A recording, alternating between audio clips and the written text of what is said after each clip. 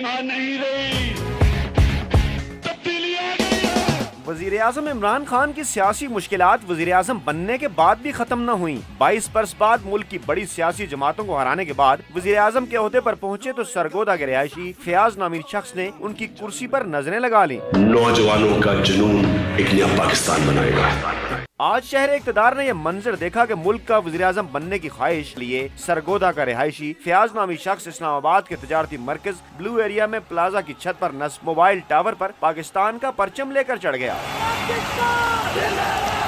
फयाज ने धमकी दे डाली कि मुल्क का वज़ीर आज़म बनाएं वरना ऊपर से छलांग लगाकर खुदकुशी कर लूंगा। दिलचस्प बात यह है कि उसने वज़ीर आज़म बनने की सूरत में सिर्फ 6 माह में मुल्क की कर्जा उतार देने का दावा भी किया। पुलिस और जिले इंतजामिया ने जाने कैसे जान लिया कि वज़ीर आज़म बनने के इस ख्वाहिशमंद को मीडिया के जरिए काबू किया जाए। यूं उस तक एक मोबाइल फोन पहुंचाया गया और मीडिया पर्सन शफात अली ने वज़ीर आज़म इमरान खान बनकर उससे बात कर डाली। हैरानकुन तौर पर फयाज यू टर्न लेकर मोबाइल टावर से नीचे उतर आया, जिसे पुलिस ने हिरासत में लेकर थाना कोसार मुंतकिल कर दिया।